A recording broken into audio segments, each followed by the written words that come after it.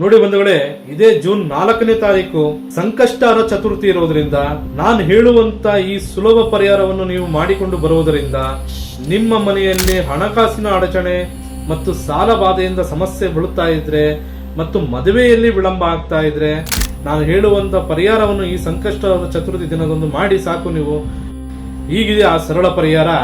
ನೋಡಿ, ಇದು ಬಹಳ ವಿಶೇಷವಾಗಿ ನಿಮ್ಮ ಮನೆಯಲ್ಲಿರುವಂತಹ ಹೆಣ್ಣು ಮಕ್ಕಳು ಮಾಡುವಂತ ಒಂದು ಪರಿಹಾರ. ಇದು ಒಂದು ಮೊದಲನೇ ಬಾರಿಗೆ ಆ ಮಡಿಯಿಂದ ಉಪವಾಸ ಇರಬೇಕಾಗುತ್ತೆ. ಸಂಕಷ್ಟಹರ ಚತುರ್ಥಿ ದಿನದಂದು ಇದೇ ಗುರುವಾರ ಮಡಿಯಿಂದ ಉಪವಾಸ ಇರುವುದರಿಂದ ಗಣೇಶನಿಗೆ ಬಹಳ ಸಮರ್ಪಣೆ ಮಾಡುವಂತ ಒಂದು ಉಪವಾಸತನ ಆಗಿರುತ್ತೆ.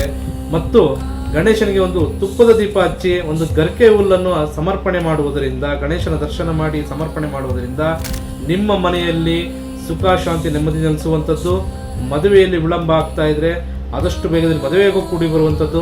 ಹಣಕಾಸಿನ ಅಡಚಣೆ ಇದ್ರೆ ಹಣಕಾಸಿನ ಫಲ ಸಿಗುವಂಥದ್ದಾಗುತ್ತೆ ನಿಮಗೆ. ಮತ್ತು ಈ ಗಣೇಶನ ಪೂಜೆ ಮಾಡುವುದರಿಂದ ನಿಮ್ಮ ಜೀವನದಲ್ಲಿ ಸುಖ ಶಾಂತಿ ನೆಮ್ಮದಿ ಸಿಗುವಂಥದ್ದಾಗುತ್ತೆ. ಬಂಧುಗಳೇ, ಬಹಳ ವಿಶೇಷವಾಗಿ ಮಾಡಿ. ಮತ್ತು ಚಂದ್ರ ಕಾಣುವಂಥ ಸಮಯ ರಾತ್ರಿ 10 ಗಂಟೆ 9 ನಿಮಿಷಕ್ಕೆ ಚಂದ್ರ ಕಾಣುವಂಥ ಸಮಯ ಆಗಿರುತ್ತೆ. ಚಂದ್ರನ ದರ್ಶನ ಮಾಡಿ ಪೂಜೆ ಮಾಡಿ ನಂತರ ನೀವು ಉಪವಾಸ ಬಿಡುವುದರಿಂದ ನಿಮ್ಮ ಮನೆಯಲ್ಲಿ ಸುಖ ಶಾಂತಿ ನೆಮ್ಮದಿ ಸಿಗುವಂಥದ್ದಾಗುತ್ತೆ. ಇನ್ನು ಹೆಚ್ಚಿನ ಮಾಹಿತಿಗಾಗಿ ನಮ್ಮ ಪೇಜನ್ನು ಲೈಕ್ ಮಾಡಿ ಮತ್ತು ಶೇರ್ ಮಾಡಿ, ನಮ್ಮನ್ನು ನೇರವಾಗಿ ಭೇಟಿ ಮಾಡಿ. ನಮಸ್ಕಾರ.